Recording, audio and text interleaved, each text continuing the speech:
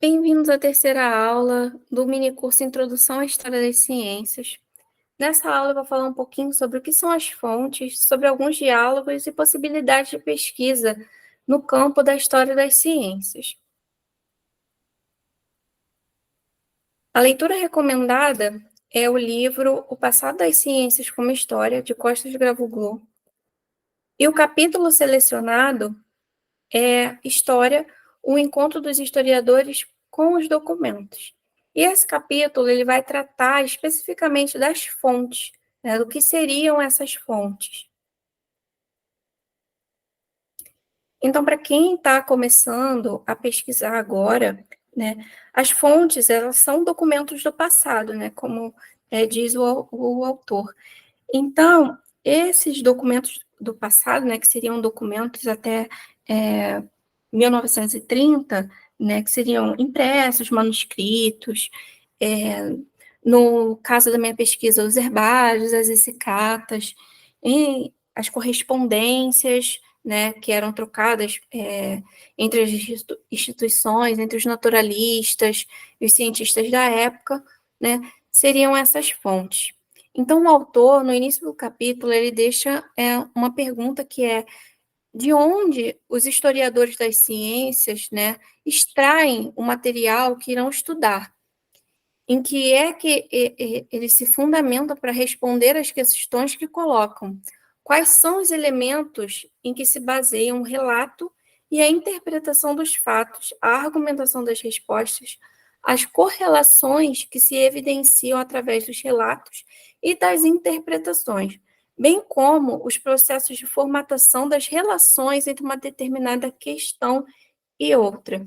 Então, ele já começa com esses questionamentos, o capítulo, para, no decorrer do livro, não só nesse capítulo, mas em outros capítulos também, está respondendo essas perguntas. Então, aqui eu vou me ater, né, ao significado das fontes. E o autor diz, né, nesse trecho retirado do livro, que a distinção entre fontes primárias e secundárias é absolutamente decisiva para a formação da argumentação a desenvolver durante o estudo de uma determinada questão histórica, né? Então, ele define que as fontes primárias são aquelas que foram geradas durante o período em que os historiadores estão interessados, ao passo que são secundárias as fontes que foram geradas mais tarde, né, após 1930, e que se fundamentam na análise das primeiras. Essa distinção funcional não significa que todas as fontes primárias que os historiadores selecionam para a investigação de um determinado problema tenham o mesmo peso na formação dos argumentos e na estrutura das respostas às questões que foram colocadas. A apreciação das fontes, ela constitui uma característica integrante do ato de historiar. Também, de acordo com o autor, entre as fontes primárias estão compreendidas as obras publicadas da autoria de pessoas implicadas na questão concreta que estamos a estudar, as obras inéditas, que podem estar em forma de manuscritos ou anotações, as cartas que essas pessoas recebem ou enviam, os cadernos de apontamento em que registraram as medições das suas experiências ou das suas observações e os seus cálculos aproximados, os instrumentos com que realizavam essas práticas, as suas experiências, ou fizeram as observações. E no que respeita a casos mais recentes, as suas entrevistas e, eventualmente, material audiovisual acompanhante ou independente. Né? O autor ele considera como inéditas quer aquelas obras finalizadas em forma de manuscrito, mas que o autor não quis ou não conseguiu publicar enquanto vivo, e que ficaram inéditas ou foram publicadas após a sua morte, por discípulos seus ou por outros cientistas. Quer obras a que o autor começou a dar uma redação final, mas que não pôde completar. Em manuscritos de obras que posteriormente foram publicadas, encontramos frequentemente partes apagadas e anotações à margem ou parágrafos e mesmo capítulos inteiros que não vemos na sua versão publicada. Por exemplo, em algumas anotações do Darwin sobre a seleção natural, aquela frase, né, I think, eu penso, né, o Darwin deixou anotado ali, talvez seria uma ideia, né, que ele teve na hora, ou eu penso, algo que ele pensou e ele quis deixar anotado. Então, a partir dessas anotações, né, desses cientistas, que era muito comum, ainda hoje é muito comum que os cientistas eles tenham seus cadernos de campo, eles tenham ali os seus materiais de escrita, de resumo das suas pesquisas. Então, o autor, ele diz, né, que as obras publicadas pelos intelectuais, elas continuam a ser os documentos mais importantes para a história das ciências. Elas constituem o depoimento público do cientista. Elas exprimem a crítica pública e outros pontos de vista nelas, e nelas está contida a dinâmica de novas ideias. Então, nesses cadernos, nesses escritos, né, esses cientistas estão exprimindo os seus pensamentos, as suas ideias, as suas aspirações também. Todavia, as obras publicadas não constituem um único documento, sobretudo quando se conjugam com informação que não são fornecidas pela existência de outros documentos. Então, formamos seguramente uma imagem muito mais completa do passado através dessa fonte, né, de acordo com o autor. Para falar um pouco sobre os diálogos na história das ciências, eu selecionei um artigo que ele é chamado As Ciências na Formação do Brasil, entre 1822 e 2022, História e Reflexões sobre o Futuro.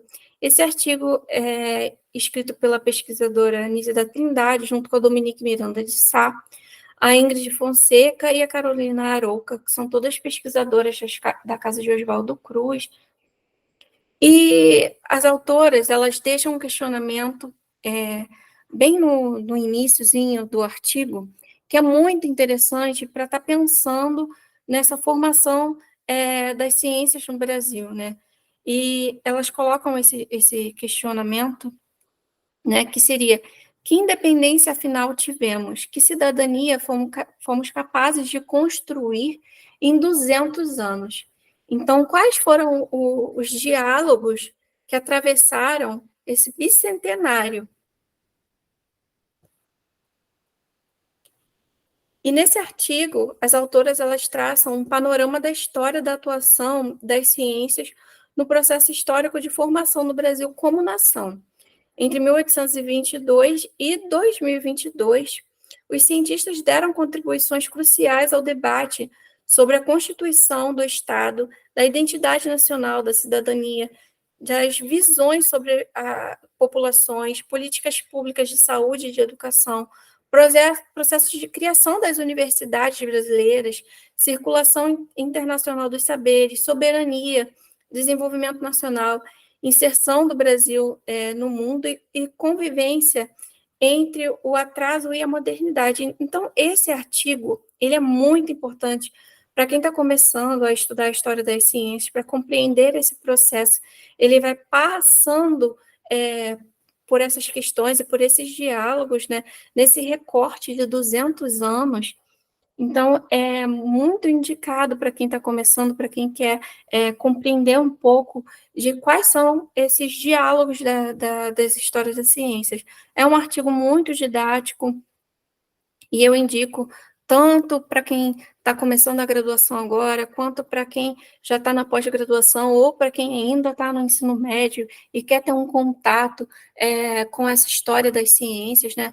Com a história do Brasil também, porque elas vão passar por todo esse período, né, de 200 anos, esmiuçando esses diálogos, né? E as autoras dizem, né, que a abordagem da ciência como produção de conhecimento multicêntrica com ênfase em redes de comunicação, né, as redes de sociabilidade, alianças, intercâmbios e hibridismo cultural, circulação de ideias, pessoas e artefatos tecnológicos, sincronias, reciprocidade e interseções, né, eles marcam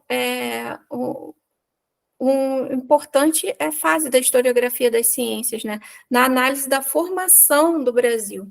Portanto, isso configura, né, como a análise dos processos históricos e tradições locais desenvolvidos na América Portuguesa, mas também da intensa circulação de saberes entre a América e a Europa. E aí a gente entra num questionamento sobre onde começar a pesquisar, né? Onde eu posso pesquisar. Então, hoje, né, com acesso à internet,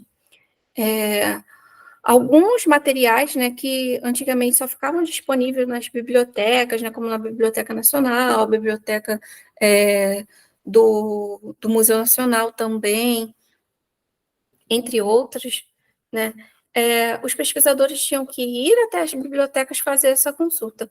Já hoje, com esse acesso à internet, com a disponibilização de documentos, né, essas pesquisas elas podem estar feitas também de forma online. Um site que eu indico para quem quer começar a fazer pesquisa é a Hemeroteca Digital, né? Ela tem um acervo muito amplo e é muito fácil de pesquisar aqui, né? Você vai procurar através de periódicos ou através de um recorte temporal. Você pode pesquisar através de palavras-chave também, né? Os seus assuntos de interesse. Outro site também que pode ser utilizado, né, é o Biodiversity Heritage Library. Ai, desculpa, gente. Ele contém, né, muitos documentos de história das ciências, história da botânica, história da zoologia, muitos impressos, né, muitas revistas, muitos jornais, catálogos. Ele contém um banco de dados assim, muito grande e você pode pesquisar também facilmente através de palavras-chave. E temas de pesquisa. Bom, o tema de pesquisa, para ser pensado na história das ciências, ele deve, primeiramente, estar alinhado alguma linha de pesquisa da instituição que você pretende cursar, seja a sua graduação, seja o seu mestrado, né? Ou sua pós-graduação. E esses temas de pesquisa atualmente, alguns exemplos seriam, né, as pesquisas sobre o antropoceno, as pesquisas sobre as biografias e trajetórias dos naturalistas e dos cientistas, mas também outros assuntos como a história política, a história intelectual, a história oral. E a partir desses temas de pesquisa, a partir do que você vai se identificar dentro desse campo da história das ciências, você vai pensar as suas hipóteses, seus objetivos, através da escolha, né, da seleção de um tema ou de 2, 3 temas de pesquisa que você vai estar desenvolvendo, né, ao longo da sua atividade científica.